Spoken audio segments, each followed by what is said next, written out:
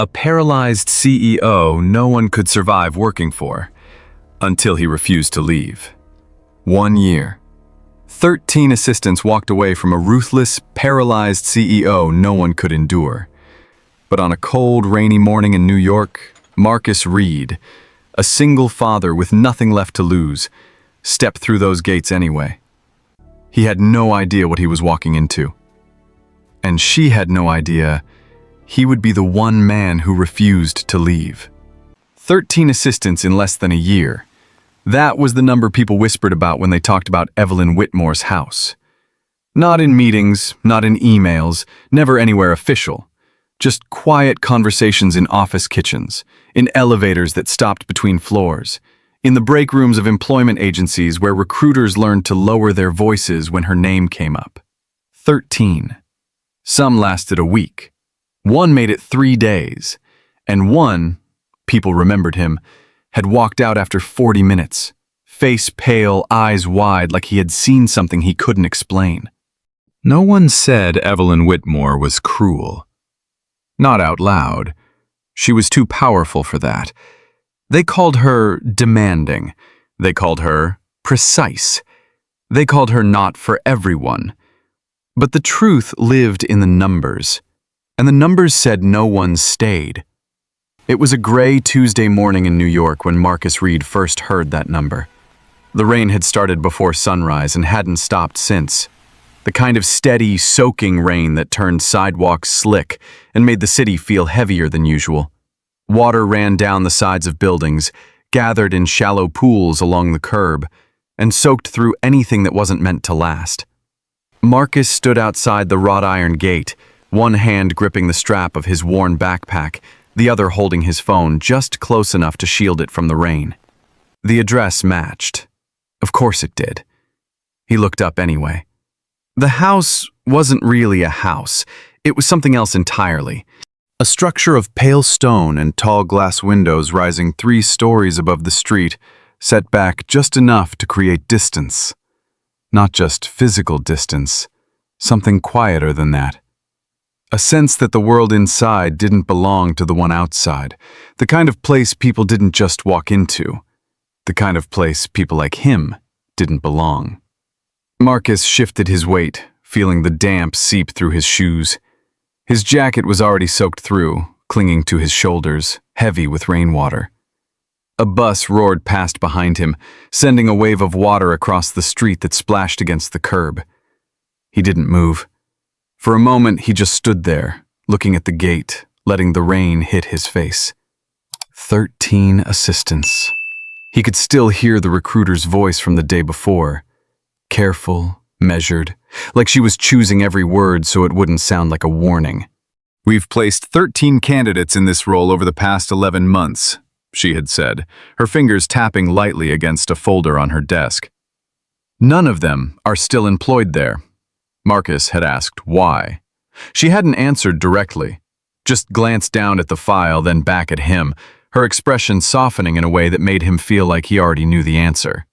She has very high standards. High standards. Marcus had nodded like that meant something, like that explained everything.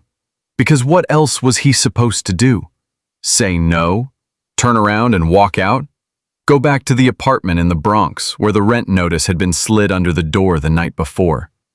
Go back to telling his 8-year-old daughter that everything was fine when it wasn't? He had thanked the recruiter, taken the printed job listing, and left before she could say anything else. Now he was here, standing in the rain, looking at a gate that didn't want him. He glanced down at his phone again. 7:44 a.m. His interview was at 8. He was early. He had always been early. It was one of the few things he could control. Marcus exhaled slowly, then stepped forward and pressed the intercom button. For a second, nothing happened. Just the rain. Just the quiet hum of the city beyond the walls. Then a voice came through the speaker. Female, sharp, controlled. "You're late." Marcus blinked, caught off guard. He looked down at his phone again. 7:45. "My appointment is at 8, he said, keeping his voice steady. A pause. "I said 7:45 in the confirmation email." There had been no confirmation email. Marcus knew that. He had checked twice, 3 times. But arguing wouldn't help him now. "I apologize," he said. "I'm here." Another pause, longer this time, then a buzz. The gate unlocked with a quiet, mechanical click. Marcus pushed it open and stepped inside. The air felt different immediately, quieter, cleaner. The sound of the rain softened, muted by the distance and the architecture, as if even the weather behaved differently here.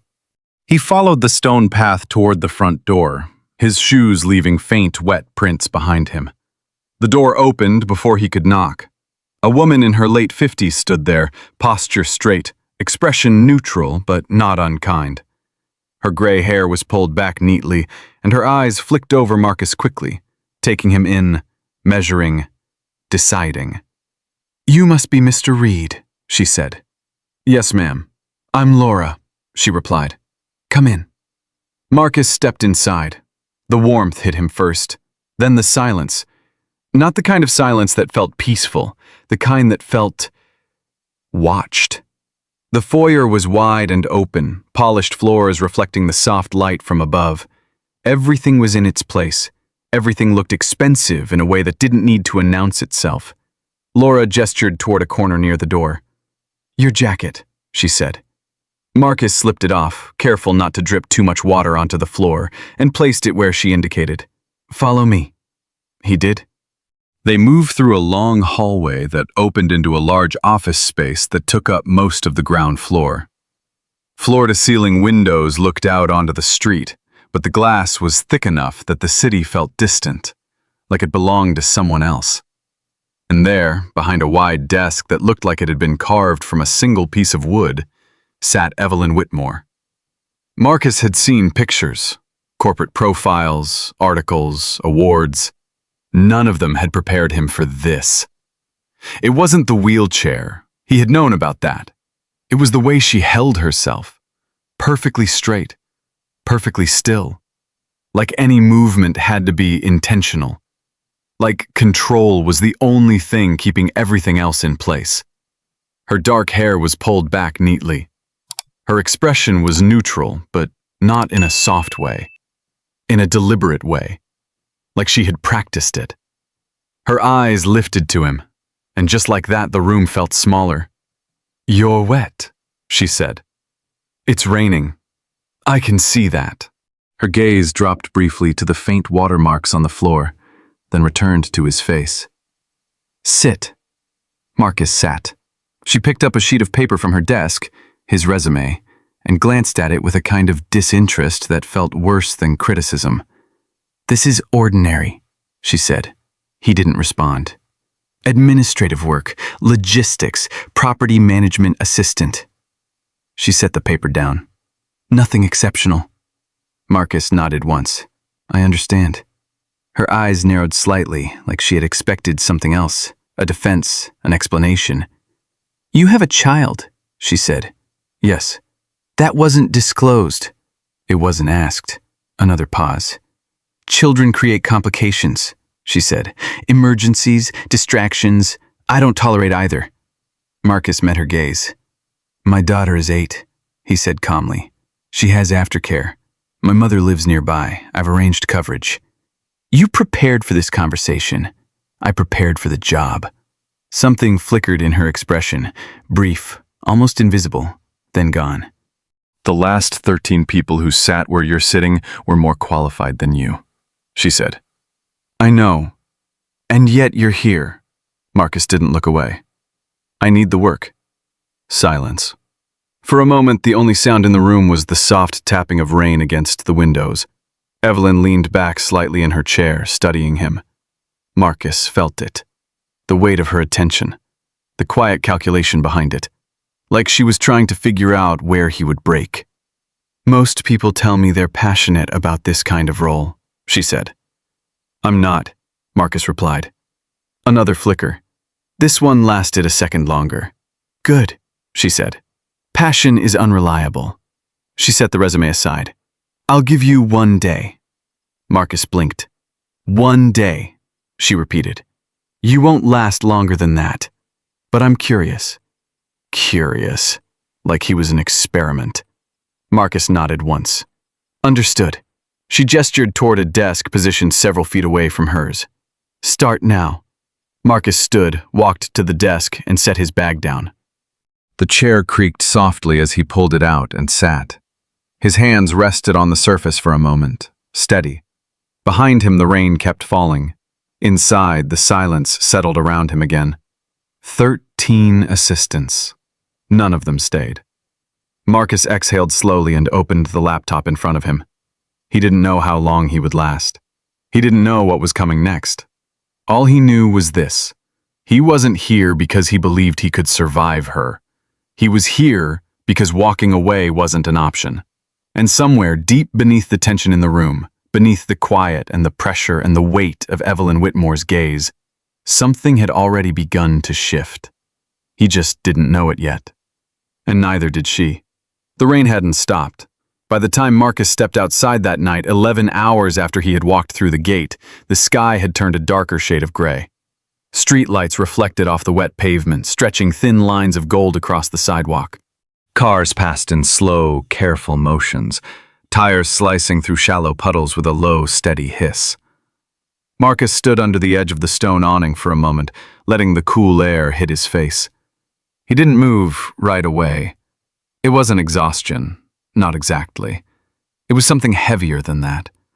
The kind of tired that sat behind your eyes and worked its way down into your chest. The kind that made even standing still feel like effort. He glanced back once, toward the house. The lights inside were still on. Of course they were. Evelyn Whitmore didn't stop working just because the clock said she should. Marcus pulled his jacket tighter around himself and stepped into the rain. The bus stop was 3 blocks down, past a row of neatly trimmed hedges and parked cars that cost more than he made in a year. His shoes were still damp from the morning, and with every step he could feel the cold pressing in. He didn't rush. There was no one waiting for him here. Not here. The bus arrived with a long exhale of air, doors opening with a tired mechanical groan. Marcus climbed aboard, nodded once to the driver, and dropped his last $2 bills into the slot. The ride back to the Bronx took nearly 40 minutes. 40 minutes of flickering streetlights, passing storefronts, and quiet passengers lost in their own worlds. A woman in the back scrolled through her phone. A man in a work uniform leaned his head against the window, eyes closed. Somewhere near the middle, a kid laughed too loudly at something only he could hear through his headphones. Marcus sat near the front, hands resting on his knees, staring out the window. The city changed slowly as they moved. The buildings got shorter. The sidewalks got narrower. The lights felt harsher, less warm. By the time the bus turned onto his street, the rain had softened into a thin drizzle, barely more than mist. He pulled the cord and stood. The door opened. The air smelled different here. Not clean, not polished. Real. A mix of damp concrete, old brick, and something faintly sweet from the corner deli that never quite closed. Marcus stepped off the bus and headed toward his building. The hallway inside was dim, one of the overhead lights flickering like it had been trying to give up for weeks. The carpet was worn thin in the center, darkened by years of footsteps. He climbed the stairs 2 at a time. Apartment 3B. He paused for a second outside the door, hand resting on the knob. Then he turned it and stepped inside. "Dad?" The voice came from the small kitchen, soft but immediate. "I'm here," Marcus called back. Lily appeared around the corner, barefoot, hair pulled into a loose braid that had started to come undone. She crossed the room in 3 quick steps and wrapped her arms around his waist. Marcus caught her without thinking. He always did. "How was it?" she asked, looking up at him. He smiled. "Long." "That means bad," she said, matter-of-factly. He let out a quiet breath through his nose, somewhere between a laugh and something else. "It means different." Lily studied his face for a moment, like she was trying to read something he hadn't said. Then she nodded. "Grandma made dinner," she said, "but I waited." "You didn't have to wait." "I wanted to." Marcus set his bag down by the door and followed her into the kitchen. The space was small, a table that could barely fit 3 people, a stove that made a clicking sound before it lit, cabinets that didn't close all the way unless you pushed them twice. But it was warm. His mother stood at the sink, rinsing a plate. She glanced over her shoulder as he walked in, her eyes scanning him quickly, the way they always did. "You look tired," she said. "I am. How bad?" Marcus met her gaze for a second. Then he shook his head slightly. "Not in front of her." She nodded once, understanding. "Food's in the oven," she said. They ate together at the small table. Lily talked the whole time. About school, about a spelling test she thought she had aced, about a drawing she had made that afternoon of a butterfly she had seen in the courtyard. Marcus listened. He asked questions. He laughed when she wanted him to laugh. He didn't tell her about the way Evelyn had corrected him for breathing too loudly near her desk. He didn't tell her about the constant pressure, the quiet tests, the feeling that every second was being measured. He didn't tell her that he had no idea if he could do it again tomorrow. She was 8. She didn't need that. After dinner, he helped her with her homework at the same table. Math problems. Simple ones, but she insisted on checking every answer twice. "Are you going back tomorrow?" she asked, not looking up from her paper. "Yes." "Good." He glanced at her. "Why is that good?" She shrugged. "Because you didn't quit." Marcus leaned back in his chair slightly, watching her for a moment. "I don't quit that easy," he said. "I know." She said it like it was obvious, like it had never been a question. Later that night, after Lily was in bed and the apartment had settled into its usual quiet, Marcus sat at the kitchen table, alone.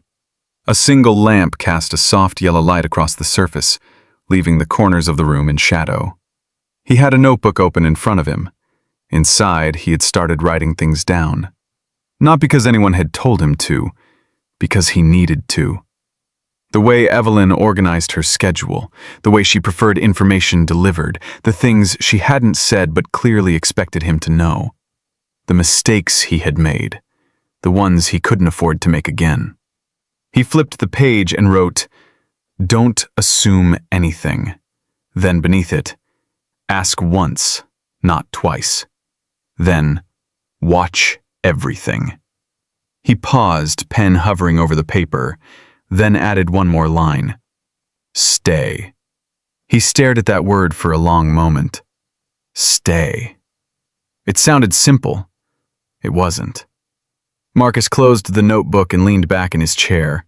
Outside, the rain had started again, tapping softly against the window. He thought about the house, the silence, the way Evelyn had looked at him like he was already gone. He thought about the number, 13. He thought about Lily's voice at the table. "You didn't quit." Marcus rubbed his hands together slowly, feeling the roughness in his palms. Then he stood, turned off the light, and headed toward his room. His alarm was set for 5:45 a.m. He would be there before she expected him, before she could say he was late, before she could find a reason. Because if there was one thing Marcus Reed understood better than anything else, it was how to stay. And tomorrow, he was going to prove it. The sky was still dark when Marcus stepped off the bus. The rain had stopped sometime during the night, but the city hadn't dried. Everything felt damp. The sidewalks held on to yesterday's storm, reflecting the streetlights in uneven patches of dull gold. The air carried that early morning chill that crept through your jacket before the sun had a chance to push it away. Marcus checked the time on his phone. 7:12 a.m. Earlier than he needed to be. Exactly where he wanted to be. He walked the 3 blocks to the Whitmore property with steady steps, his breath visible in the cold air. The neighborhood was quiet at this hour. No traffic, no voices, just the distant hum of the city waking up somewhere beyond these carefully kept streets. The gate stood in front of him, tall and silent. Marcus didn't hesitate this time. He pressed the intercom. A beat. Then the same voice. "You're early." Marcus kept his eyes on the metal bars in front of him. Yes. Another pause. Not long, just enough to be deliberate. The gate buzzed. He pushed it open and stepped inside. The path looked the same as it had the day before, clean, precise, controlled, like nothing here was ever left to chance. He reached the door just as it opened. Laura stood there again, hands folded neatly in front of her. "You made it back," she said. There was something in her tone, not surprise, not exactly, more like acknowledgement. "Yes, ma'am." She stepped aside. "Come in." Marcus entered, wiping his shoes carefully against the mat this time. He had learned that much already. Laura watched him for a moment. Then, quietly, "The last one didn't." Marcus glanced at her. "The last one what?" "Come back," she said. He nodded once. "Morning, Ms. Whitmore?" he asked. Laura's lips pressed together slightly. "She's already working." Of course she was. Marcus moved down the hallway, the same silence wrapping around him as yesterday. It felt less foreign now. Not comfortable, but familiar enough that it didn't press against him the same way. When he stepped into the office, Evelyn was already at her desk. Laptop open, phone to her ear, voice low, controlled. She didn't look up. Marcus didn't announce himself. He went straight to his desk, set his bag down quietly, and opened the laptop. The system loaded slower than he expected. He waited, listened, watched. "No," Evelyn was saying into the phone. "That's not what I asked for." A pause. "I don't care what they told you. I'm telling you what I need now." Another pause. Longer this time. Her fingers tapped once against the desk. Then, "Fix it." She ended the call. The silence that followed was sharp. Then, "You're breathing too loudly." Marcus froze for half a second, then slowly leaned back in his chair, pulling it 2 inches farther from the desk. "Better?" he asked. She didn't answer, just picked up another document and started reading. Marcus turned back to his screen. It had started. Again. The morning moved faster than the day before. Not easier, just faster. By 8:30, Marcus had already fielded 2 calls, both redirected to him without warning. One from a supplier asking about a delayed contract, another from someone who sounded impatient before Marcus had even finished introducing himself. "Whitmore office," Marcus said, steady, measured. There was a pause on the other end. Then, "Is Ms. Whitmore available?" "She's in a meeting. I can take a message." A sigh. "Just tell her it's urgent." Marcus wrote it down. Name, time, tone. He hung up and turned slightly. "Call from—" "I heard you," Evelyn said without looking up. Of course she had. He added it to the list anyway. At 9:05, she called across the room. "I need the Hartman file." Marcus searched. Nothing. He checked variations. Still nothing. "Can you confirm the file name?" he asked. "It's in the system. I've checked. It's in the system?" she repeated, sharper now. Marcus kept searching. Every folder, every variation, time ticking. At 9:13, he looked up. "I'm not finding it. Could it be filed under a different client?" Evelyn's eyes lifted. Finally. "You've been here less than a day," she said, "and you can't locate a single document?" Marcus held her gaze. "I can locate it," he said, "if I know where to look." A pause. Not long, but something shifted in it. "Check Morrison," she said. Marcus turned back, typed it in. There it was, filed under a completely different name. He printed it, walked it over, and placed it on her desk. Found it. She took it without looking at him. Late. Marcus didn't respond. He went back to his desk. At 10:20, she corrected the way he formatted a memo. At 10:45, she corrected how he answered the phone. At 11:10, she told him the spacing on a document was wrong. Each time, Marcus adjusted. No argument, no reaction, just correction. At 11:58, he placed a report on her desk. On time. She glanced at it, didn't say anything. Marcus took that as something. At noon, he stepped into the kitchen. The room was small, clean, functional, no decoration, just a counter, a sink, and a refrigerator that hummed louder than it should. Marcus unwrapped the sandwich he had packed. Turkey, cheese, bread slightly stale. He took a bite, chewed slowly, let the silence settle for a second. "You're still here." Laura's voice again. He looked up. She stood by the coffee machine, pouring herself a cup. "Yeah." She stirred it carefully. "The one before you lasted until lunch," she said. Said Ms. Whitmore threw a stapler at him. Marcus raised an eyebrow slightly. "She didn't," Laura added. "But she did tell him he was structurally incompetent." Marcus almost smiled. Qualorally incompetent? Her words? He took another bite of his sandwich. "I've heard worse." Laura studied him. "You won't last," she said. "Not unkindly, just certain." Marcus swallowed. "Maybe not." "Then why stay?" He looked down at his hands for a second, then back at her. "Because leaving doesn't fix anything." Laura didn't respond right away. She just held his gaze for a moment, then nodded, almost to herself. Marcus finished his sandwich in silence. When he stepped back into the office, Evelyn didn't look up. But he noticed something. The Hartman file was still on her desk, and for just a second, her eyes lingered on it, like she had noticed more than she was willing to say. The afternoon hit harder, faster, more requests, more corrections, more silence between words that mattered. By 4:30, Marcus felt it again, that pressure, not just from the work, from her, from the way she watched without looking like she was watching, from the way every mistake felt like it confirmed something she already believed. At 5:15, she handed him a list. "Pick these up. 3 locations, different parts of the city, all closing before 6. Marcus glanced at the clock, then back at her. "Got it." No hesitation, no complaint. He grabbed his jacket and left. The streets were still damp, the air colder now. He moved fast. Subway, walk, another train. In and out of stores, in and out of lines. By 5:54, he was back at the gate, breathing harder now, hands cold. But everything on the list checked off. He stepped inside, walked straight to the office, placed the items on her desk, all accounted for. Evelyn looked at them, then set once, then again. "Acceptable," she said. Marcus nodded. That was the closest thing to approval he was going to get. At 6:30, she spoke without looking up. "You can go."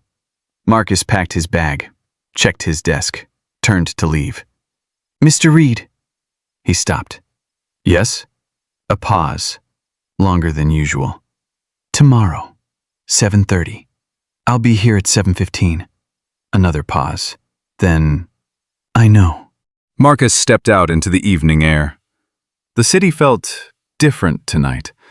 Still cold, still loud in the distance, but something inside him had shifted. Not relief, not victory, just a small, steady certainty. He had made it through another day. 2 days. 13 people hadn't. Marcus walked toward the bus stop, hands in his pockets, shoulders slightly hunched against the wind. He didn't know how long he would last. He didn't know what tomorrow would bring. But he knew this much. He wasn't leaving. Not yet. And somewhere, deep inside that house, Evelyn Whitmore was starting to realize it, even if she didn't admit it. It wasn't obvious. Not in the way she spoke. Not in the way she corrected him or dismissed him or let silence do most of the work for her. From the outside, nothing had changed. She was still sharp, still precise, still impossible. But something had shifted. Marcus felt it the moment he walked in on the 3rd morning. The house was quieter than usual. Not empty, never empty, but different. The kind of quiet that didn't complete from control. The kind that came from something unsettled beneath the surface. He arrived at 7:14, 1 minute earlier than the day before. He didn't check the clock when he stepped inside. He didn't need to. He just moved. Jacket off, bag down, laptop open. Routine. Across the room, Evelyn was already there, but this time she wasn't on the phone. She wasn't typing. She was just sitting, still, looking at something on her desk. Marcus didn't look directly. He had learned that much. But he noticed it anyway. The way her shoulders held just a fraction lower than usual. The way her hand rested against the edge of the desk, fingers still, not tapping. Then, "You're early." Her voice cut through the room, controlled as ever. Marcus glanced up briefly. "Yes." A beat. "Again." "I plan to be." Silence. Not sharp this time, just there.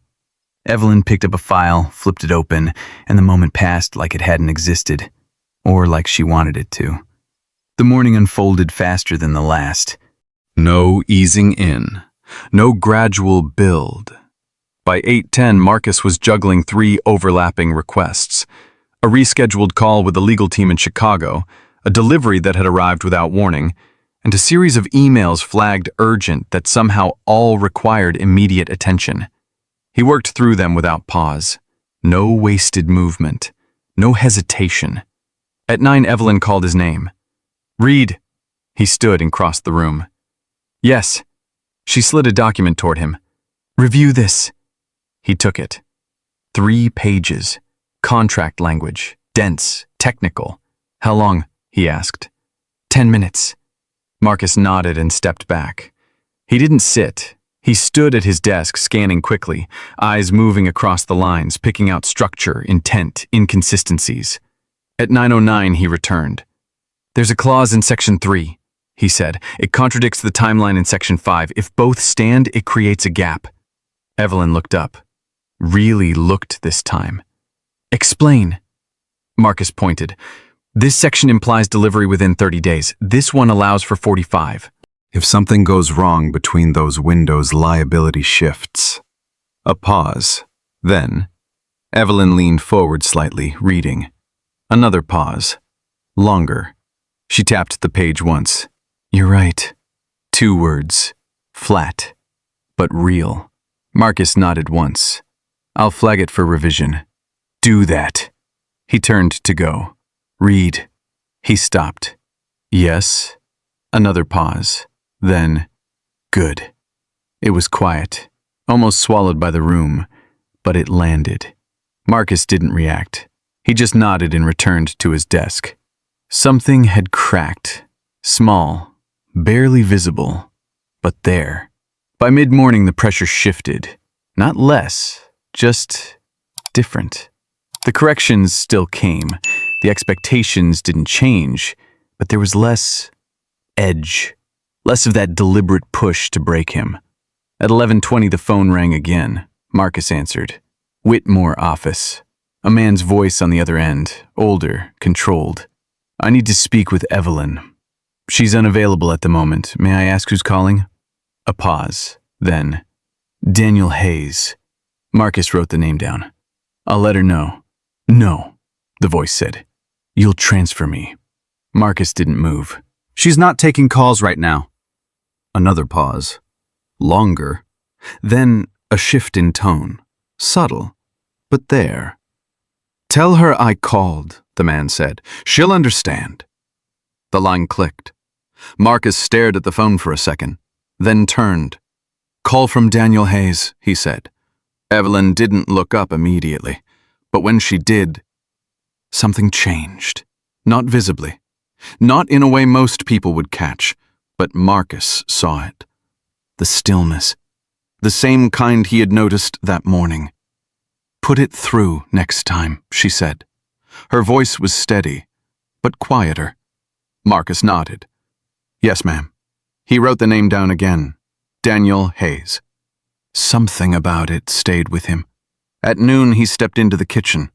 Same sandwich, same quiet, but this time, Laura was already there. She looked at him differently now. Not with certainty, not with expectation of failure, with curiosity. "You're still here," she said. Marcus gave a small shrug. "So far." She poured coffee. "You know who that was?" she asked. "Daniel Hayes." She nodded once. He's been around a long time. Marcus leaned against the counter slightly. Lawyer? Something like that. There was a pause, then, he's the kind of man people listen to, she added. Marcus filed that away. And Ms. Whitmore? Laura hesitated, then, she used to. Marcus looked at her. What changed? Laura didn't answer right away. She just stared into her cup, then, life, she said. Marcus didn't press. He didn't need to. He could feel it. Whatever had happened here, it wasn't just business. He finished his sandwich and went back to the office. The afternoon carried a different weight, less chaotic, more focused. Evelyn gave fewer instructions, expected more without saying it, and Marcus delivered. By 4, the rhythm had settled. Not smooth, not easy, but functional. At 5:10, Marcus noticed something. Evelyn hadn't moved from her desk in over an hour. Not unusual, except her hand was still again. Not working, not tapping, just resting. Marcus hesitated, then stood, crossed the room. Do you need anything? He asked. She didn't look up. No. A beat, then, yes. He waited. The Hartman revision. I sent it. I want it printed. Marcus nodded. I'll bring it. He returned to his desk, printed the document, and walked it back. Set it down carefully. She took it. Their hands didn't touch, but for a second, she paused, just long enough to feel like it meant something. Then she picked up her pen and started marking the page. The moment passed, but Marcus felt it. That small shift, that crack widening just a little more. At 6:20, she finally spoke. You can go. Marcus packed his bag. Same routine, same care. He turned toward the door. Read? He stopped. Yes? She didn't look up, but her voice was different, softer. Not warm, just less sharp. You'll be here tomorrow. It wasn't a question. Marcus nodded. Yes. A pause, then, good. He stepped out into the evening air. The sky had cleared. For the first time in 2 days, the rain was gone. The streets still held the memory of it, wet, reflective, but above, the clouds had begun to break. Marcus walked toward the bus stop, hands in his pockets. Behind him, in a house that had driven 13 people away, a woman sat at her desk, staring at a contract she had already read twice, not seeing the words, seeing something else, something she didn't want to name, something she hadn't felt in a long time. Consistency. Marcus Reed had come back, and not once, but again and again. And somewhere, beneath everything she had built to keep people out, a question had started to form. Quiet, unwelcome, but impossible to ignore. What if this one didn't leave? The question stayed with her longer than it should have. Evelyn Whitmore didn't entertain questions she couldn't control. That was how she had built everything, by knowing, by deciding, by never leaving space for uncertainty. And yet, it was there, sitting somewhere behind her thoughts as she worked, as she read, as she corrected, as she watched. Marcus Reed arrived at 7:13 the next morning. He didn't announce himself. He didn't need to.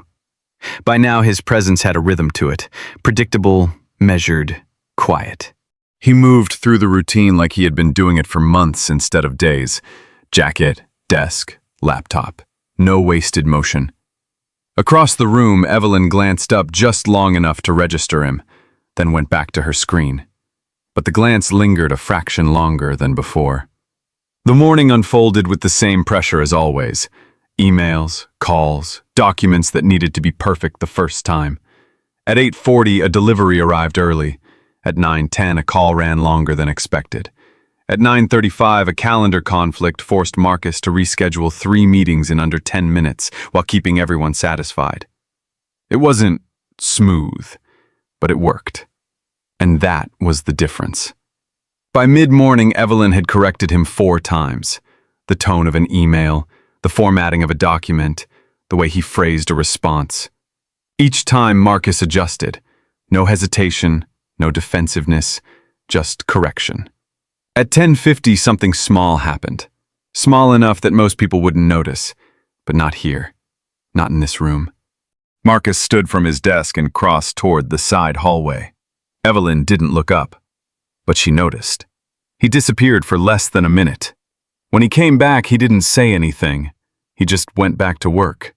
At 11:02, Laura appeared in the doorway. "There was an issue with the delivery driver," she said quietly. Evelyn didn't respond. Laura hesitated, then added, "Mr. Reed handled it."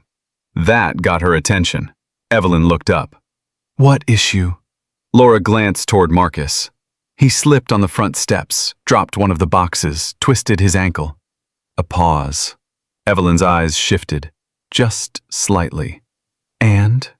"He was going to leave," Laura said, "but Mr. Reed insisted he sit down, got him ice, made sure he could walk before sending him off." Silence. Marcus didn't look up. He kept working, typing, sorting, moving through his tasks like nothing had happened. Evelyn watched him for a second, then, "Did it delay anything?" Laura blinked. "No." Another pause. "Then it's irrelevant." Her voice was flat, controlled, final. Laura nodded once and stepped back, but as she left, she glanced at Marcus again. Different this time. Marcus didn't react. He just kept working. The moment passed. Or at least, it should have. But it didn't. Because now Evelyn had seen it. Not the action itself. She hadn't been there for that. But the result. The absence of disruption. The quiet decision that hadn't been reported. Hadn't been used to earn anything. It didn't fit. People didn't do things like that without a reason. Not in her world. At noon, Marcus stepped into the kitchen again. Same routine, same sandwich. But this time Laura spoke first. "You didn't have to do that," she said. Marcus glanced up. "Do what?" "The delivery driver." Marcus shrugged slightly. "He needed help." Laura studied him. "That's not how it works here." Marcus took a bite of his sandwich. "Maybe it should be." She didn't respond right away. Just watched him for a moment. Then, "You're not like the others." Marcus swallowed. "No," he said quietly. "I'm not." The afternoon carried a different weight. Not heavier, more focused. At 2:15, a call came through again. The same name. Daniel Hayes. Marcus picked up. "Whitmore office. I asked to be transferred yesterday," the voice said. Calm, measured. But there was something under it. "I'll notify her you've called," Marcus replied. A pause. Then, "You're new." "Yes." "Then you don't understand how this works." Marcus didn't respond. "I don't wait," the man continued. "I don't leave messages." Marcus looked toward Evelyn. She was watching him now, not pretending otherwise, just watching. He turned slightly away. "She's unavailable." Another pause. Longer this time. Then, "That won't last," Daniel Hayes said. The line clicked. Marcus lowered the phone slowly. Something about that stayed with him. Not the words, the tone, the certainty. At 3, Evelyn called him over. "Who was that?" "Daniel Hayes." "What did he say?" "He asked to be transferred." "And?" "I told him you were unavailable." A pause. Evelyn leaned back slightly in her chair. Her fingers tapped once against the desk. "What else?" Marcus held her gaze. "He said he doesn't wait." Silence. Then, "He'll learn," she said.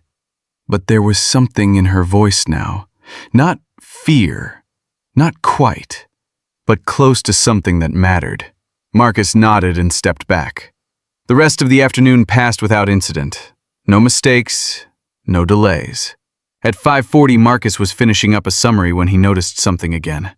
Evelyn hadn't moved. Not for a while, but this time, she wasn't working. Her eyes were on the screen, but unfocused, like she was looking through it. Marcus hesitated, then stood, crossed the room. "Do you need anything?" She didn't respond immediately. Then, "No." A beat, then quieter. "You should go." Marcus didn't move. "It's not 6 yet." "I know." Another pause. "I'm done for today." That was new. Marcus nodded once. "Okay." He turned, gathered his things, and headed toward the door. "Reed?" He stopped. "Yes?" Evelyn didn't look up, but her voice had shifted again, softer, not weak, just less guarded. "You handled the situation this morning."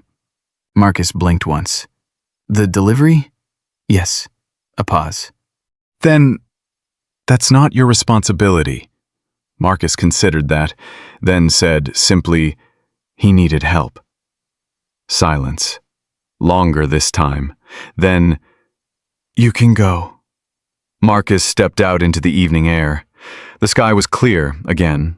The city felt lighter, but his mind wasn't. He walked toward the bus stop, hands in his pockets, thinking about the driver, about Daniel Hayes, about the way Evelyn had paused before speaking. Behind him, in a house that didn't allow for unnecessary things, a woman sat alone in a room built on control. And for the first time in a long time, something had happened that didn't fit her system. Something small, something quiet, something she couldn't categorize. Kindness. Uncalculated, unnecessary, unrewarded. And it unsettled her more than anything else. Because if Marcus Reed wasn't doing this for a reason, then what was he doing it for? And why had he come back again? The question stayed with her longer than she expected. It followed Evelyn into the evening, into the silence of her office after Marcus had left. Backlash. It lingered in the reflection of the darkened window, in the untouched glass of water beside her desk, in the space where routine should have filled everything. But it didn't. Because something about him didn't make sense. People didn't stay without reason. They didn't endure without expecting something in return. And Marcus Reed hadn't asked for anything. Not once. The next morning came colder. Not colder in temperature, but sharper. The kind of morning where the air felt thin, where the light seemed harder when it hit the stone outside the house. Marcus arrived at 7:15. Exactly. Not early, not late. Precise. He stepped inside and followed the same path, his footsteps quiet against the polished floor. But something felt different. He noticed it before he saw her. The silence. Not controlled, not measured, uneven. When he entered the office, Evelyn wasn't at her desk. Her chair sat empty. The laptop was open. A file lay untouched where she had left it. Marcus paused, just for a second. Then he set his bag down and moved to his desk. He didn't ask, didn't call out. He just started working. Emails first, then the calendar, then the documents she would expect to be ready before she asked for them. He had learned that much. At 7:28, he heard something. A door closing down the hall. Soft. Controlled. He didn't turn immediately. He let the sound settle. Then, the faint, rhythmic noise of wheels against hardwood. Evelyn reappeared in the doorway. Her posture was the same. Perfect. Controlled. But there was something else now. A tightness around her eyes. A tension she hadn't quite hidden. Marcus didn't stare. He just acknowledged her with a brief glance. "Good morning." She didn't respond. She moved to her desk, sat, opened a document, and for a moment, nothing happened. No instructions, no corrections, just silence. Then, "Reed?" Yes. I need a summary of the Morrison case. By when? Now. Marcus nodded. On it. He turned back to his screen, pulled up the files, started working. Fast. Started. But something about the room felt off. Not wrong. Just shifted. At 8:10, the phone rang. Marcus answered. Whitmore office. A woman's voice. Professional. Polite. I'm calling regarding Ms. Whitmore's appointment this morning. Marcus glanced at the calendar. Which appointment? A pause. Physical therapy. Marcus's eyes moved across the screen. There it was. 8:30 a.m. He hadn't seen it before. I'll confirm, he said. He turned. Your 8:30 appointment, cancel it. The words came fast, sharp, final. Marcus blinked once. It's already confirmed. I said cancel it. A beat. Marcus didn't move. He didn't argue, but he didn't turn back immediately either. He just stood there, looking at her. Not challenging, not pushing, just waiting. Evelyn felt it.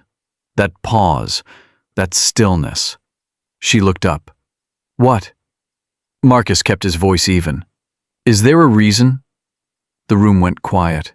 Not the usual quiet. This one was different, thicker. Evelyn's eyes narrowed slightly. That's not your concern. I understand, Marcus said. But if there's a reason, I can reschedule instead of cancel. Another pause. Longer. More deliberate. Then, there's no reason. Marcus held her gaze for 1 second more, then nodded. Understood. He turned back, picked up the phone. Hi, this is Marcus from Ms. Whitmore's office. We'll need to cancel this morning's appointment. He listened. Thank you. He hung up. The call ended, but the silence didn't. At 9, Marcus delivered the Morrison summary. Clean, precise, exactly what she had asked for. Evelyn took it, read the first page, then the second. Then she stopped. Not because of the document, because of something else. Marcus didn't ask. He stepped back, returned to his desk. At 10:15, Laura appeared again. She stood near the doorway, hesitant. Your therapist called, she said softly. Evelyn didn't look up. I know. They asked if you wanted to reschedule. I don't. Laura hesitated. Then, they said it's important to stay consistent. Evelyn's pen stopped moving. For a second. Then, I said I don't. Her voice was quiet. But it carried something under it. Not anger. Not exactly. Something sharper. Something closer to resistance.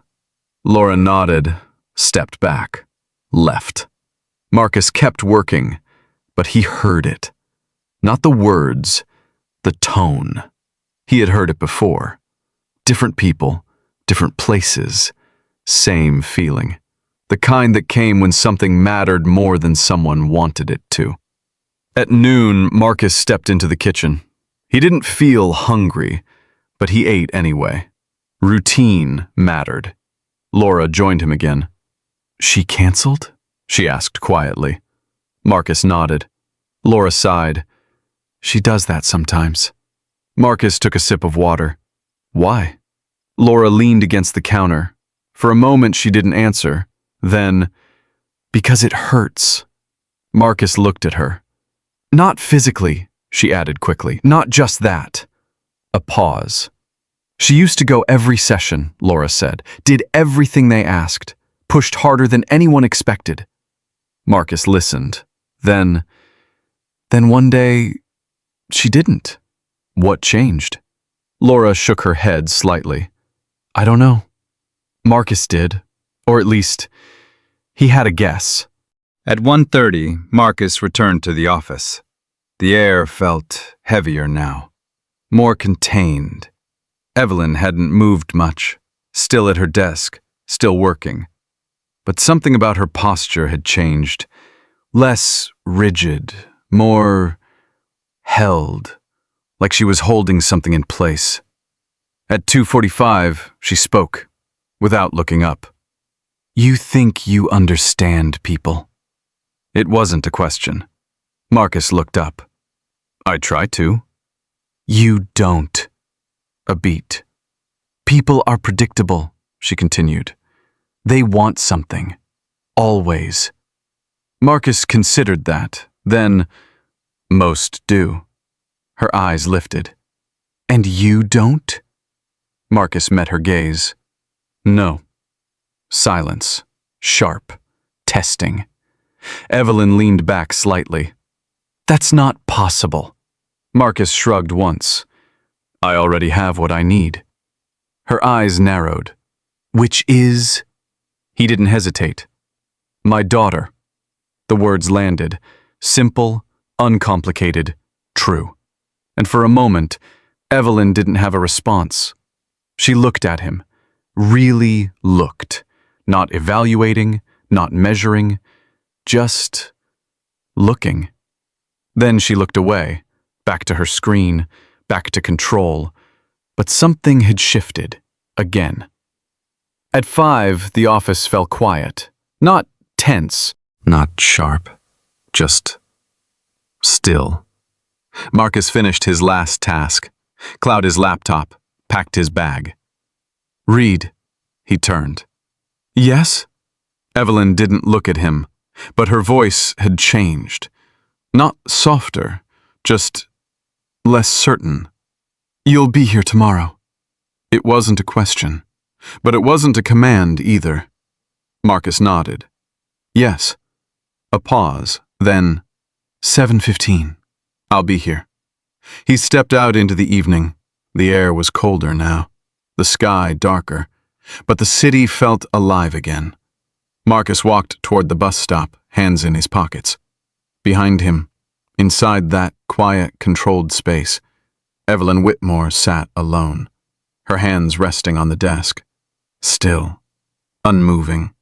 She stared at the document in front of her, but she wasn't reading it. She was thinking about something else. About a man who stayed, who helped without reason, who didn't ask, didn't push, didn't leave. And for the first time in a long time, the story she had been telling herself didn't feel as certain as it used to. Maybe people didn't always leave. Maybe they left because she made them. And that thought was far more dangerous than anything else. Because if people didn't always leave, then maybe she wasn't the victim of abandonment. Maybe she was the architect of it. Evelyn didn't sleep much that night, not in any meaningful way. She lay in a bed that was too large, in a house that echoed when it was quiet, staring at a ceiling she had memorized months ago. The city outside moved the way it always did. Sirens in the distance, tires on wet pavement, a hum that never truly stopped. But inside, there was only stillness and a question she didn't want. Morning came gray and cold again. Marcus arrived at 7:15. He didn't know she had been awake since 3 a.m., didn't know she had gone over the same thought in loops until it lost shape and meaning. All he saw was what she showed. Perfect posture, calm hands, controlled expression. But today, he noticed something else. The edge was missing. Not gone, but dulled. "Good morning," he said. She didn't answer right away. Then, "Coffee." It wasn't sharp. It wasn't a command thrown like a blade. It was just a word. Marcus paused for half a second, then nodded. "Got it." He walked to the kitchen. Laura was already there. She looked at him, then toward the hallway, then back. "She asked for coffee?" "Yeah." Laura blinked once. "That's new." Marcus didn't comment. He poured the coffee. Black. He had learned that on day 1. He brought it back, set it down on the corner of her desk. Not too close, not too far. She reached for it, paused, then, "Thank you." The words were quiet, almost unfamiliar. Marcus didn't react, didn't make it bigger than it was. Of course. He went back to his desk, and just like that, the morning moved. Emails, calls, documents. But something had shifted in the rhythm. Not obvious, not dramatic, but there, like a crack in something that used to be solid. At 9:20, the phone rang again. Marcus answered. Whitmore office. A man this time, formal, precise. I need to speak with Ms. Whitmore. May I ask who's calling? Daniel Hayes. Marcus felt it. Not the name, the weight behind it. Some names carried presence. This was one of them. One moment, Marcus covered the receiver. Daniel Hayes is on the line. Evelyn froze. Not visibly, not in a way anyone else would notice, but Marcus did, because he had learned to watch the small things. The way her hands stopped mid-movement, the way her shoulders locked for just a second. Tell him I'm busy. Marcus hesitated. Do you want me to schedule? I said I'm busy. The edge came back. Sharp. Familiar. Marcus nodded. He lifted the phone. I'm sorry, Mr. Hayes. Ms. Whitmore isn't available right now. A pause. Then, I'll call back. Click. The line went dead. Marcus placed the receiver down slowly. He didn't turn immediately, but he could feel it. The room tightening again. At 10, Evelyn called him over. Read. Yes. The Walsh documents. They're ready. Bring them. He did. Placed them on her desk. She didn't look up. Wrong order. Marcus glanced at the stack. They're organized by date. I want them by priority. You didn't specify that. Silence. Heavy. Then, you should have known. Themselves. Marcus didn't argue. Didn't defend. He just picked them up. Understood. He went back to his desk. Reorganized them. Brought them back. This time. She didn't say anything, but she didn't correct him either. At noon, Marcus stepped into the kitchen again. Laura watched him more carefully this time. You're still here, she said. Marcus gave a small smile. So far. She shook her head. I don't get it. Marcus leaned against the counter. Get what? Why you stay? He thought about that. For a moment. Then, I told you. No, Laura said. You told me you needed the job. She stepped closer. That's not the same thing. Marcus looked down at his hands. Rough. Worn. Hands that had worked a lot of jobs. Held a lot of weight. Maybe, he said quietly. I just don't leave easy. Laura studied him, then nodded slowly. That might be your problem. Marcus smiled slightly. Maybe. But something in his eyes said otherwise. At 1:30, the day turned. It started small. It always did. A call. Another call. Then an email. Marcus read it once, then twice. Then he stood. Walked to her desk. Evelyn. She looked up immediately. Not annoyed. Large. There's a situation. He handed her the tablet. She read. Her face didn't change, but something behind it did. The board? Marcus nodded. They're requesting an emergency review. A pause. They're questioning your position. The silence that followed wasn't empty. It was dense. Evelyn read the email again, slower, more carefully. They've been building this, she said quietly. Marcus didn't answer. He didn't need to. She already knew. They think I'm weak, she continued. Her voice was steady, too steady. They think I can't run this company anymore. Marcus watched her, then, what do you think? Her eyes snapped up, sharp. Excuse me? What do you think? He repeated. Silence. Long. Then, I think it doesn't matter. Marcus held her gaze. It does. No, she said, quieter now. It doesn't. She turned back to the screen. They've already decided. Marcus didn't move. They haven't. he said. She didn't respond. They wouldn't call a review if it was decided, he continued. They'd just replace you. That landed. Evelyn's fingers tightened slightly on the tablet. They're testing you, Marcus said. Silence. They're waiting to see if you'll fight. Evelyn laughed. Short. Cold. I don't need to prove anything to them. Marcus didn't blink. You don't. A beat. But if you don't fight, he didn't finish. He didn't have to, because she knew exactly what came next. She looked at him. Really looked. Not through him, not past him, at him. Why do you care? She asked. The question was sharp, but under it, something else. Marcus answered without hesitation, because I've seen what happens when people give up something they built. A pause, and it doesn't end well. Evelyn's eyes didn't leave his. And you think I'm giving up? Marcus shook his head. No. Another beat. I think you're tired. That hit harder than anything else he had said, because it was true, and she knew it. Her jaw tightened. Her eyes flickered. Just for a second. Then, get back to work. Marcus nodded. Yes, ma'am. He turned, walked back to his desk, sat down, and started typing. Like nothing had happened. But something had. Because for the first time, Evelyn Whitmore didn't feel in control of the room.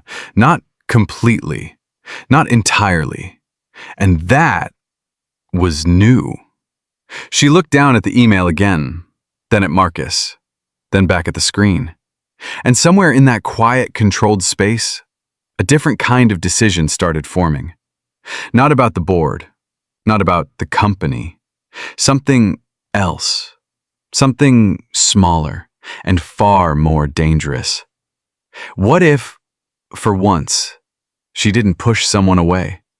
The thought didn't feel natural.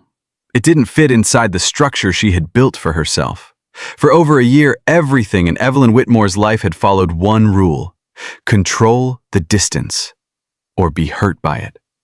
And yet, here he was, still sitting at his desk, still answering calls, still showing up, like the rule didn't apply to him. That alone made him dangerous. The next morning came with a quiet kind of tension, not loud, not explosive, just present. Marcus arrived at 7:15, same as always, same steady pace, same calm face. But today, the house felt different. Not colder, not sharper, just uncertain. Evelyn was already in her office, lights on, laptop open, but she wasn't working. She was staring at something on her screen. When Marcus stepped in, she didn't look up right away. "Morning," he said. A beat. Then, "Close the door." Marcus paused. He didn't question it. He walked in, crossed the door behind him. The click echoed slightly in the quiet room. Evelyn turned her screen toward him. It was the same email, the board review, the challenge, the threat. "They scheduled it," she said. "When?" 3 days. Marcus nodded slowly. "That's fast." "They want me off balance." Her voice was controlled, but her eyes, they weren't. Not completely. Marcus stepped closer, not too close, just enough to see clearly. "What do you need?"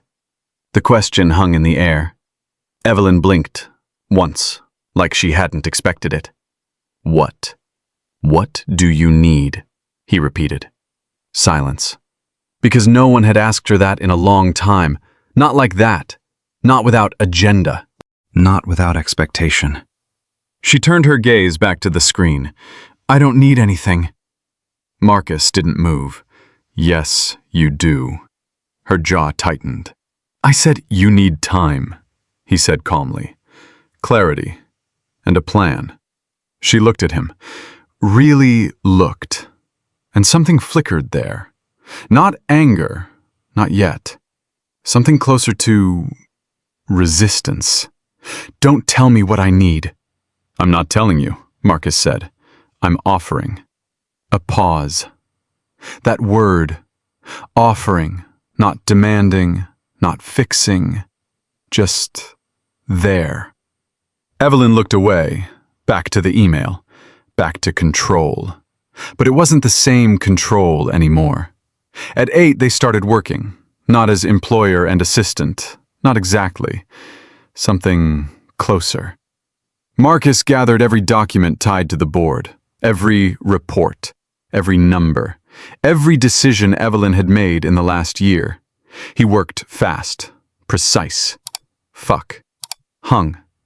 Evelyn watched him at times, not openly, never openly, but in the reflection of the screen, in the pauses between tasks.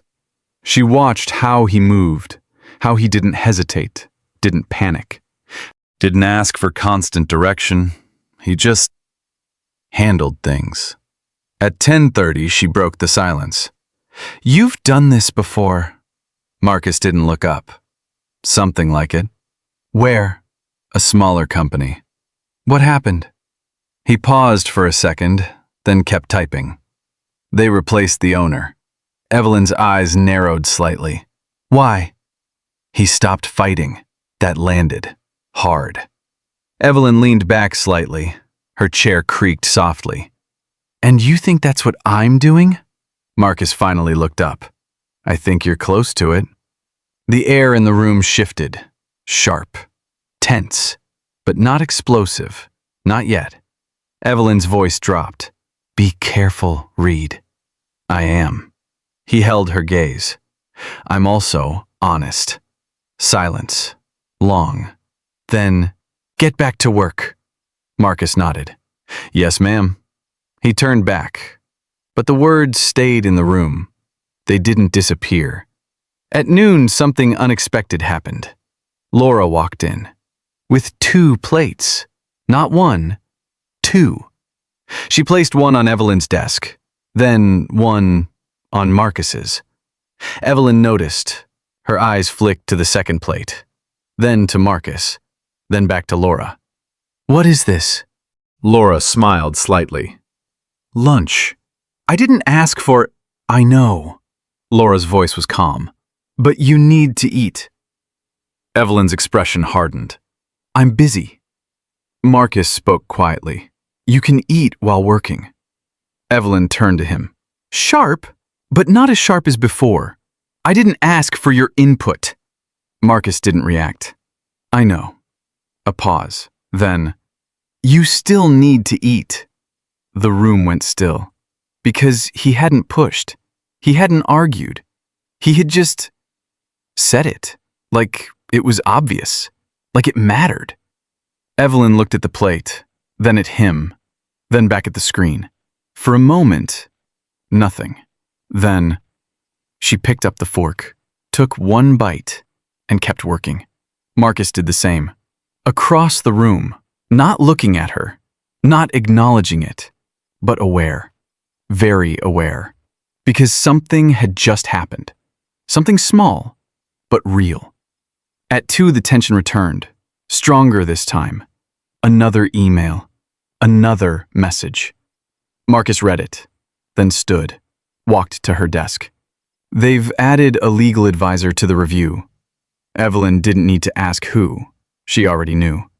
"Daniel Hayes," Marcus said. The name hit differently now. Heavier. More personal. Evelyn's fingers tightened on the edge of the desk. "He always shows up when there's something to take." Marcus watched her carefully. "You know him." A pause. Then, "He used to work for me." That wasn't the whole truth. Marcus could hear it, feel it, but he didn't press. Not yet. "And now?" "Now," she said quietly, "he's one of the reasons they think I'm replaceable." Silence. Heavy. Marcus nodded once. "Then we prepare for him." Evelyn looked at him again. "And how exactly do you suggest we do that?" Marcus stepped closer. Not invading, just present. By not letting him control the story. Her eyes narrowed. "And what's the story?" Marcus didn't hesitate. "That you're finished." The words landed hard. But they weren't wrong. Evelyn let out a slow breath. People already believe that. Then we give them something else to believe. Silence. A long one. Evelyn looked at him, not testing, not measuring, just considering. You talk like this is winnable. Marcus met her gaze. It is. Another pause. Then why are you so sure? He didn't look away. Because you haven't lost yet. That stayed. It didn't fade. It didn't dissolve into the noise of the room. It stayed. Evelyn leaned back slowly, her eyes drifting to the window, the city beyond it, moving, alive, unstoppable. She had built something in that city, something real, something strong. And now, people were trying to take it. For a moment, she felt the old instinct, pull back, shut down, push away. But then, she thought about him, still here, still working, still refusing to leave. And for the first time in a long time, she didn't feel alone in the fight. Not completely. She turned back, looked at Marcus, and said something she hadn't said to anyone in a very long time. All right. A beat. Show me. Marcus didn't smile, didn't react. He just nodded and got to work. And somewhere in that quiet room, the balance shifted. Not completely, not yet, but enough. Enough to change what came next, because this time, she wasn't fighting alone, and that changed everything. It changed the way the room felt, the way the silence moved between them, the way decisions were made, not out of fear, but out of something steadier, purpose. The next 2 days passed in a blur of motion, not chaos, not panic, controlled intensity. Marcus built the structure, destroy layered on top of documents, numbers pulled from reports that hadn't been touched in months, publics revealed where others only saw isolated events. He didn't rush, he didn't guess. He worked like someone who had nothing to prove, but everything to protect. Evelyn watched, at first from a distance, then closer, then beside him, not directing, not correcting, just there. It was new for both of them. At 11:45 on the second day, Marcus slid a file across the desk. This is your timeline. Evelyn glanced at it. What am I looking at? Everything they'll use against you. Her eyes lifted. And? Marcus tapped the second column. And everything that proves them wrong. Silence.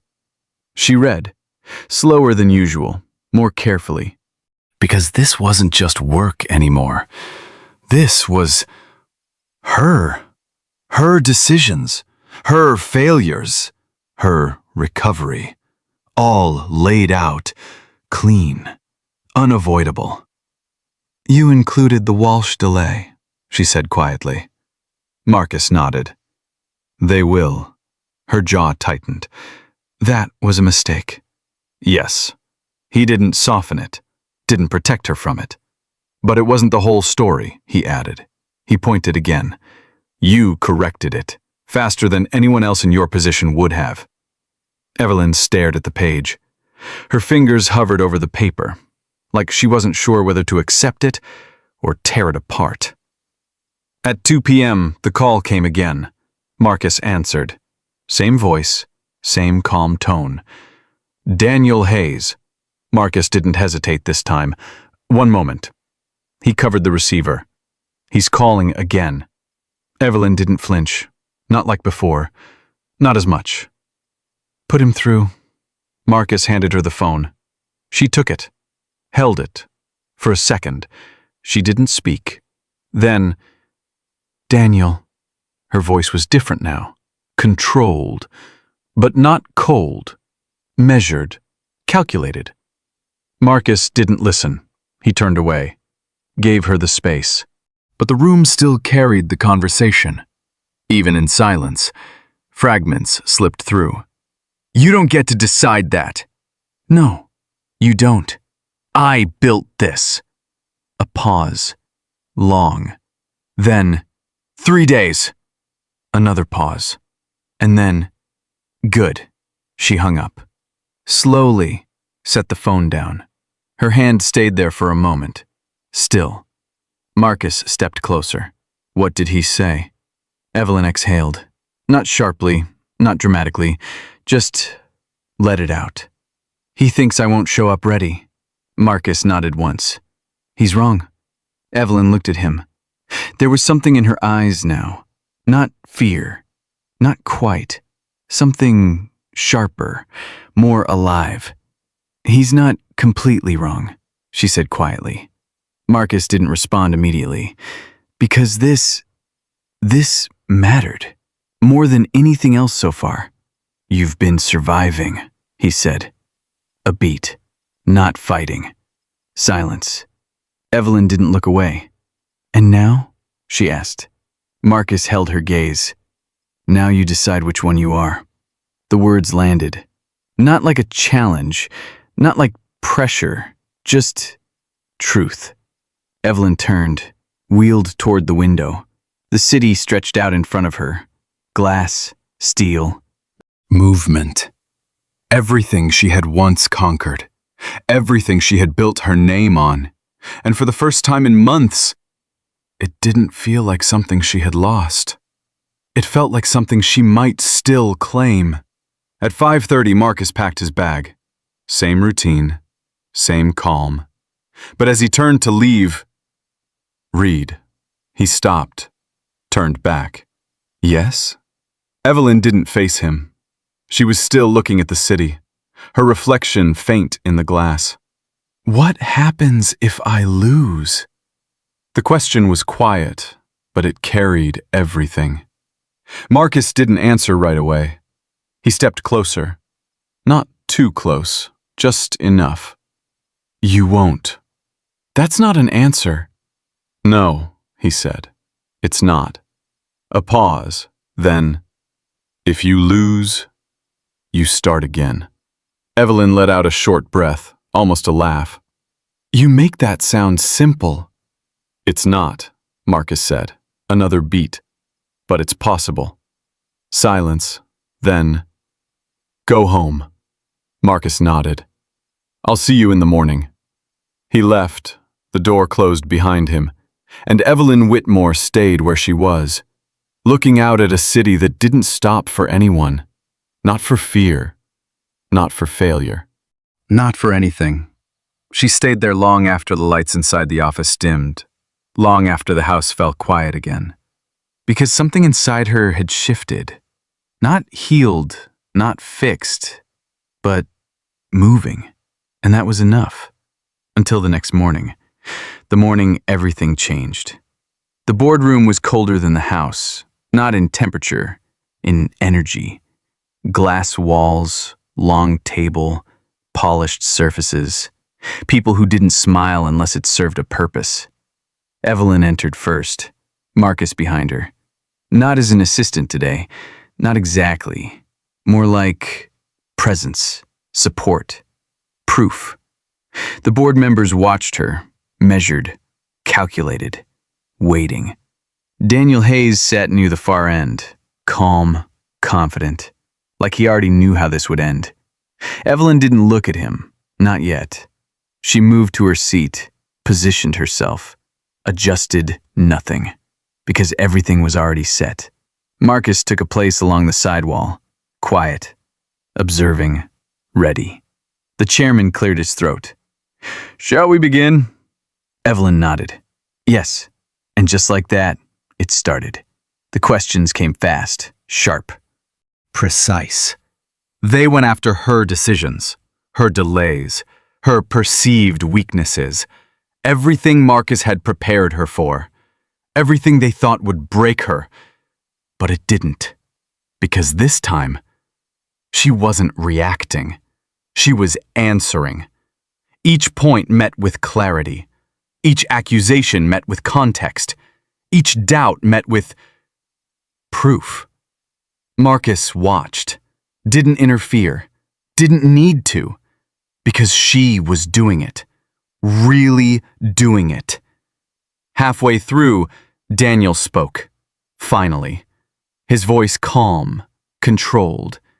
"Impressive," he said. "A pause, but 1/4 doesn't erase a pattern." The room stilled. This was it, the turning point. Evelyn looked at him, directly, for the first time. "It's not 1/4, she said. She slid the document forward. "The one Marcus built. 3 years." Silence. Daniel's eyes flicked down, then back up. Evelyn didn't look away. "This is the full story," she said. "Not louder, not stronger, just certain." And in that moment, everything shifted. Because for the first time, they weren't looking at someone trying to survive. They were looking at someone who had decided to fight. And there was no going back from that. For a brief moment, the room respected it. Not openly, not with words, but in the subtle shift of posture, in the way eyes lingered longer than before, in the silence that followed Evelyn's last sentence. It was there, and Daniel Hayes saw it too. That was the problem. Because Daniel wasn't the kind of man who lost control of a room. He let the silence sit, let it stretch just enough before he leaned forward. Calm, measured, unshaken. "You've done well," he said, his tone smooth. "But we're not discussing your past success." A pause. "We're discussing your current risk." The word landed like a weight. Risk. Not failure, not weakness, something colder, more clinical. Evelyn didn't flinch, but Marcus saw the shift, a fraction, a tightening in her shoulders. Daniel continued, "You've missed key deadlines. You've postponed major decisions. You've become unpredictable." He let that word linger. Unpredictable. "And for a company at this level," he added, "that's not something we can afford." The board members shifted slightly. Not agreeing, not disagreeing, just listening, weighing. Marcus stepped forward just enough to place the next document on the table. He didn't interrupt, didn't speak, but the motion itself was deliberate, a signal. Evelyn noticed. Her eyes dropped to the page, then lifted again. Steadier now. "Unpredictable," she repeated. Her voice wasn't louder, but it carried differently, or adaptive. Daniel's lips curved slightly. Interesting choice of words. Evelyn slid the document forward. "You're calling it instability because you don't understand the changes I've made." Silence. She didn't rush, didn't defend, she just explained. "Every decision you've labeled as delay," she said, "was a strategic hold." Her fingers tapped the report. "Every one of those holds prevented a larger loss." A board member leaned forward. "Can you quantify that?" Evelyn didn't hesitate. "Yes." She turned a page. "Numbers. Clean, clear, undeniable." "Here," she said. "And here." Another pause. Longer this time. Because numbers didn't argue. They didn't negotiate. They just existed. Daniel looked down, just for a second. Then back up. Still composed, still controlled. "But none of that changes your current condition," he said. The room shifted again. This time, sharper, more dangerous, because now he wasn't talking about the company anymore. Marcus felt it immediately. The pivot, the line being crossed. Evelyn's fingers stilled on the table. Daniel's voice softened slightly, almost sympathetic. "You've been through something significant," he said. "No one here denies that." A pause. "But leadership at this level requires consistency." There it was. The real argument. Not about performance, not about results, about perception, about doubt, about whether she could still be what she had once been. Evelyn didn't respond right away. For the first time since the meeting began, she hesitated. And Daniel saw it, pressed. "Can you honestly say," he continued. That you're operating at full capacity. Silence. Heavy. The kind that stretched just long enough to matter. Marcus felt something shift inside him, not panic, not fear, something else, recognition. Because he had seen this before. Different room, different people, same moment. The moment where truth could either save someone or break them. Evelyn's gaze dropped for a fraction of a second. Then she lifted it. Not sharp, not defensive, just real. No, she said. The word landed hard, unexpected, unprotected. A ripple moved through the room. Daniel blinked, just once, because that wasn't what he expected. Not denial, not deflection, truth. Evelyn didn't stop there. I'm not operating the way I used to, she continued. Her voice was steady now, clear. But that doesn't mean I'm operating at less. She leaned forward slightly, for the first time, and the room leaned with her. It means I'm operating differently. Silence. Deeper now, more focused. Because something had changed again. This wasn't defense anymore. This was control. Daniel watched her carefully, measuring, adjusting, then, and how exactly is that different? He asked. Evelyn didn't hesitate. Before, she said, I ran this company like it couldn't survive without me. A pause. Now I run it like it should. That landed, harder than anything else she had said, because it wasn't just strategy. It was evolution, growth, something the board understood, even if they didn't want to admit it. Marcus watched the room, saw the shift, subtle, but real. Daniel saw it too, and for the first time, he moved faster, more direct. Then answer me this, he said, his voice sharper now, less smooth. If you're so certain of your position, he leaned forward, why is your assistant speaking for you in preparation for this meeting? The room turned, all eyes on Marcus. The air changed instantly, because now, this wasn't about Evelyn anymore. It was about him, about the man who didn't belong in this room, the man who had no title, no history, no authority. Marcus didn't move, didn't react, but he felt it. The weight, the judgment, the assumption. Evelyn's head turned slowly, toward Daniel. Her voice dropped, low, controlled, dangerous. He doesn't speak for me. A pause, then, he works with me. Daniel's expression didn't change, but something behind it did. Is that so? Evelyn didn't look away. Yes, silence, tension, then perhaps, Daniel said smoothly, we should hear from him. The room held its breath. Marcus didn't expect that, didn't prepare for it, but he didn't step back either. Evelyn didn't speak, didn't stop it, because this was the moment. Not planned, not controlled, but real. Marcus stepped forward, one step. Enough. Not more. He didn't look at Daniel first. He looked at the room, then at Evelyn, and something passed between them. Not permission, not exactly. Something quieter. Trust. Then he turned, faced the board, and spoke. Calm, steady, unshaken. She didn't lose control of this company, he said. A pause. She rebuilt it. Silence. No one interrupted. No one moved. Marcus continued. You're calling her unpredictable because she stopped doing what was expected. Another beat. But what was expected, he glanced at the documents on the table, wasn't working anymore. The words settled into the room. Not loud, not dramatic, just true.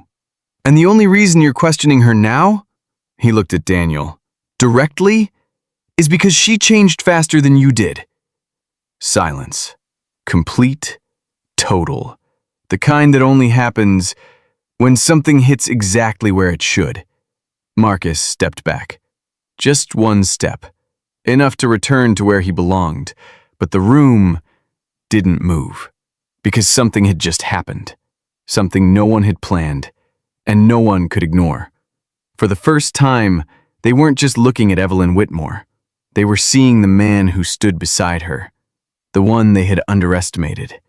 The one who had nothing to lose. And somehow, everything to prove. The silence didn't break right away. It settled. Heavy. Unavoidable. Like the room itself had shifted, and no one knew how to move inside it anymore. Marcus stood where he had stepped back. Not proud, not defiant, just still. Because he wasn't here to win.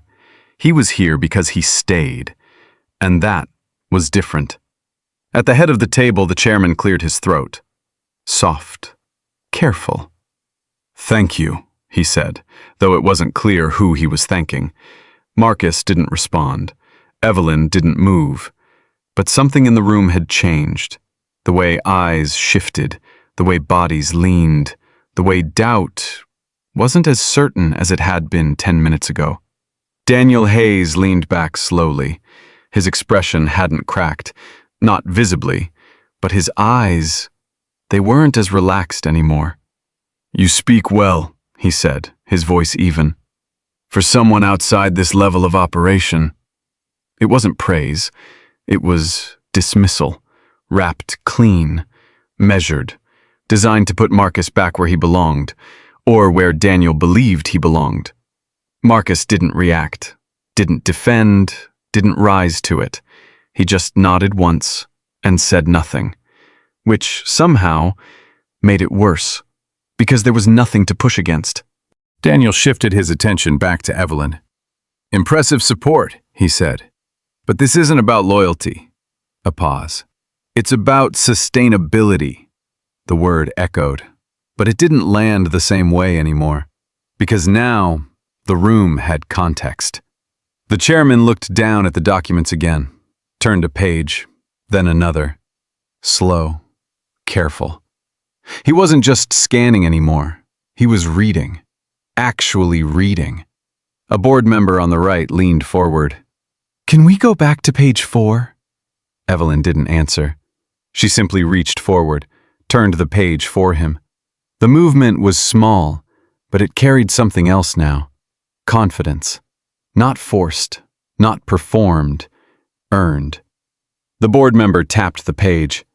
"These numbers are accurate?" "Yes," Evelyn said. "How quickly were these adjustments implemented?" "Within 11 weeks. A pause. "And you documented the entire process?" "Yes." Another silence. Different this time. More thoughtful. Less sharp. Daniel watched it happen. The shift. The slow turn of the room. And for the first time, he moved again. Faster. "Documentation doesn't change outcome," he said. "The question is whether this leadership is stable moving forward." Evelyn looked at him. Not defensive, not reactive, just direct. "It is." Daniel's lips pressed together slightly. "And what happens when the next disruption comes?" Evelyn didn't hesitate. "We handle it." "How?" "Better than before." The words were simple, but they didn't feel simple. They felt anchored, because now they had weight behind them. Daniel studied her, longer this time, and something in his expression shifted. Not defeat, he wasn't that kind of man, but recalculation. He was adjusting, reframing, because the approach he expected wasn't working. He leaned back again, steepled his fingers. "Let's speak plainly," he said. The room stilled again. "This isn't about whether you've made improvements." A pause. "It's about whether the company can rely on you." Evelyn didn't blink. "They can." Daniel tilted his head slightly. "Can they?" Another silence. Tighter. More dangerous. Because this was it. The final push. The place where doubt either lived or died. Marcus felt it. Every person in that room felt it, the edge, the line. And then, Evelyn moved. Not dramatically, not suddenly, just forward. She placed both hands on the table, and for the first time since the meeting began, she spoke without reacting, without answering, without defending. She led. "You're asking the wrong question," she said. The room stilled completely. Daniel didn't interrupt. Evelyn continued. "You're asking whether they can rely on me." A pause. "Instead of asking whether they can afford not to." Silence. Complete. Because that changed everything. She reached for the final document, the one Marcus had placed last, the one they hadn't discussed yet. She slid it forward. "Projected growth," she said, "based on current trajectory." A board member picked it up. Another leaned in. Numbers. Clear. Aggression. Undeniable. Daniel's eyes flicked down, then back up. "You're confident in these projections?" Evelyn held his gaze. "I am." A pause. And if you remove me, She didn't finish the sentence. She didn't need to. Because everyone in that room understood what came next. The numbers didn't follow. The growth didn't hold. The momentum broke. And suddenly, this wasn't about risk anymore. It was about loss. Real loss. The kind that couldn't be spun or explained away. The chairman leaned back slowly, exhaled, long, measured, then looked around the room, one by one, reading faces, weighing decisions. Finally, he spoke. "I think we've seen enough." No one argued. No one rushed to fill the silence, because the decision had already started forming. Daniel sat still, unmoving, but his eyes, they had changed, just slightly, because he knew. The ground had shifted, not completely, not beyond recovery, but enough. Enough to delay, enough to disrupt, enough to make this not his win. And sometimes, that was the difference. The chairman nodded once. "We'll take this to vote." The room exhaled, quiet, contained. Evelyn leaned back, just slightly. Not relaxed, not yet, but no longer braced. Marcus stepped back toward the wall again, silent, invisible again. But the room didn't see him that way anymore, because now they knew.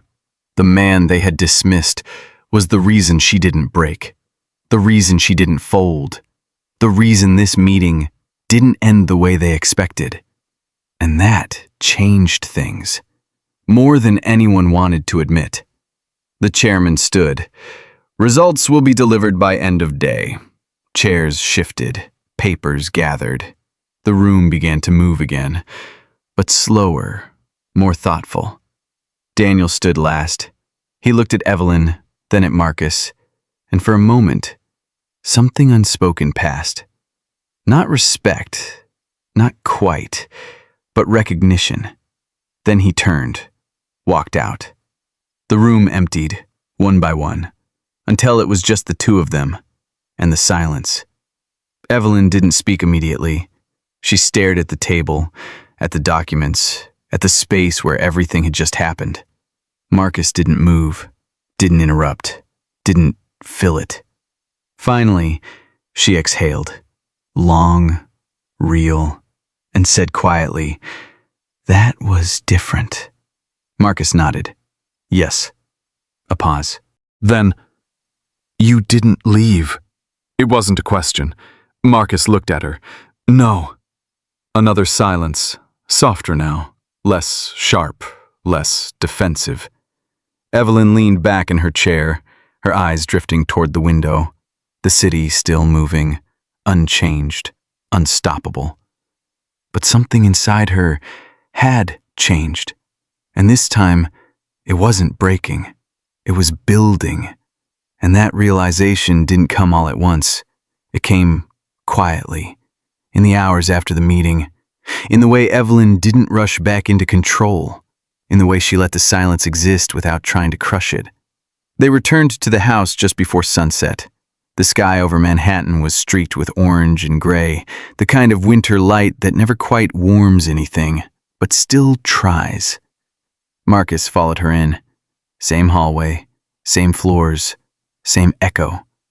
But nothing felt the same. Laura appeared from the kitchen, her eyes immediately searching Evelyn's face. "Well?" she asked softly. Evelyn didn't answer right away. She moved past her, into the office, set the folder down. Then finally, "They didn't vote yet." Laura blinked. "That's good, right?" Evelyn nodded once. "It means they're thinking." Laura let out a breath she hadn't realized she was holding. Marcus stepped back toward his desk.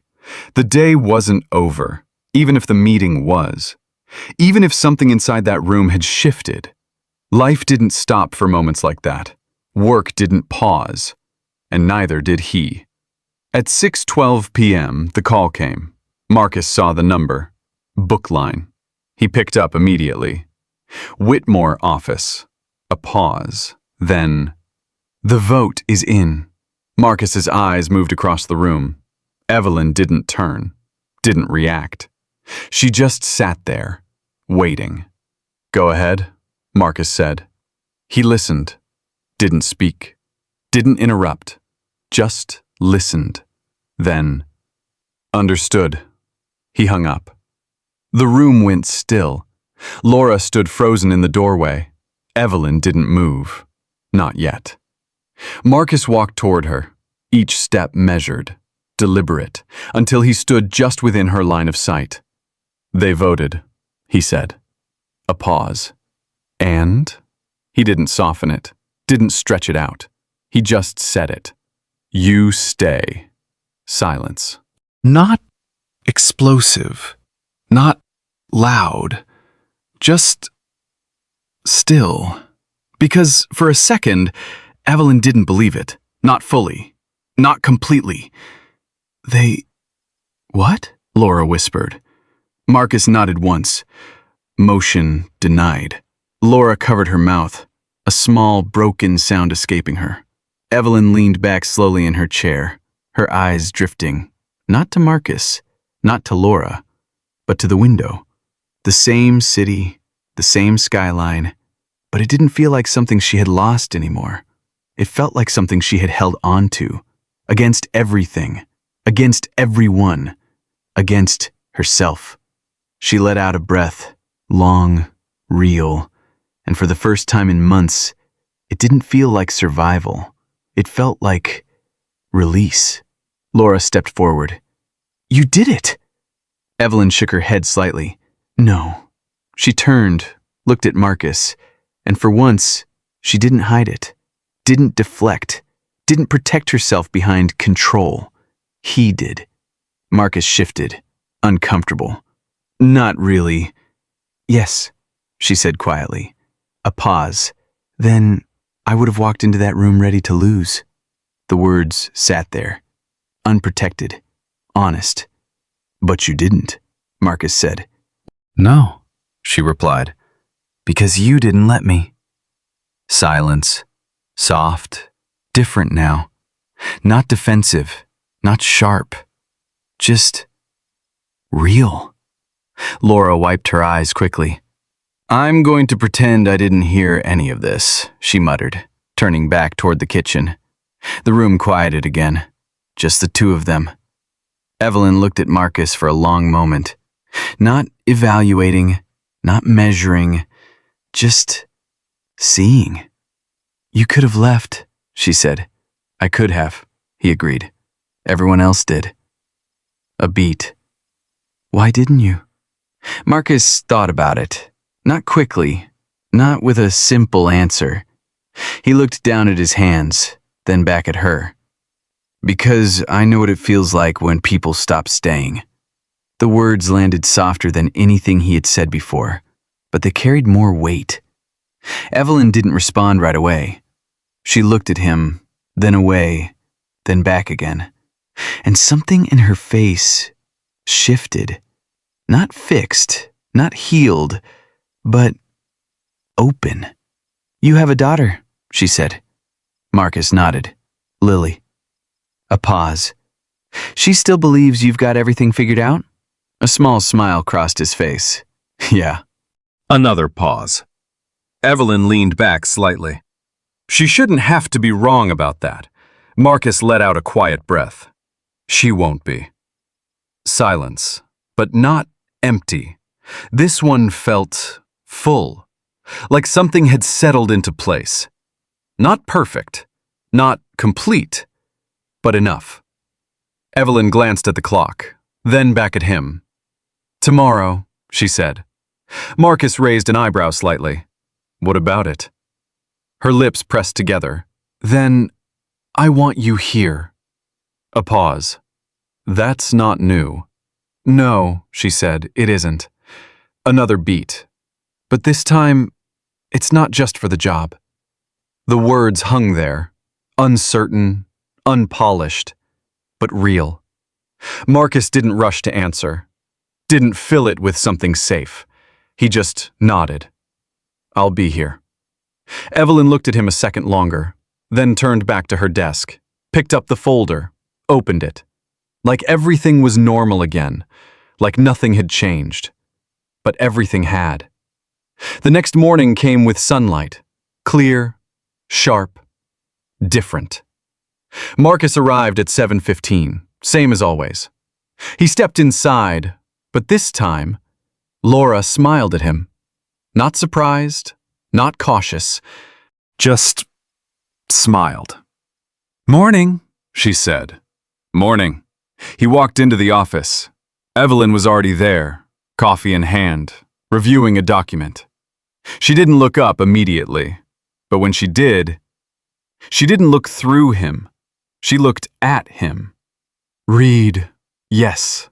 A pause, then, "Let's get to work." He nodded, and just like that, they did. But something had changed. Not the work, not the structure, not the expectations. Something quieter, something deeper. The space between them wasn't distance anymore. It wasn't a test. It wasn't a wall.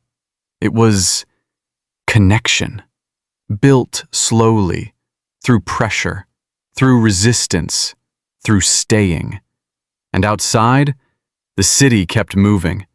People passing each other without seeing, lives crossing without meaning. But inside that house, something rare had happened. Not a rescue, not a miracle. Something simpler and harder. Two people who could have walked away, didn't. And that made all the difference. If this story stayed with you, leave a comment below. Because sometimes, the people who change your life are the ones who refuse to leave. When Evelyn Whitmore looked out that window and realized she hadn't lost everything because Marcus Reed chose to stay, that was the moment her life truly changed. Sometimes, the strongest thing you can do isn't walking away. It's standing still when everyone else disappears. And the quiet decision to stay, even when it's hard, can rebuild something no amount of power ever could. Today, think about one person who might be pushing others away without even knowing it. Maybe you don't fix them. Maybe you just don't leave, like Marcus didn't. If this story touched you, comment 1 below. If you've ever stayed when it would have been easier to walk away, comment 0. And before you go, the next story might make you question who really saved who.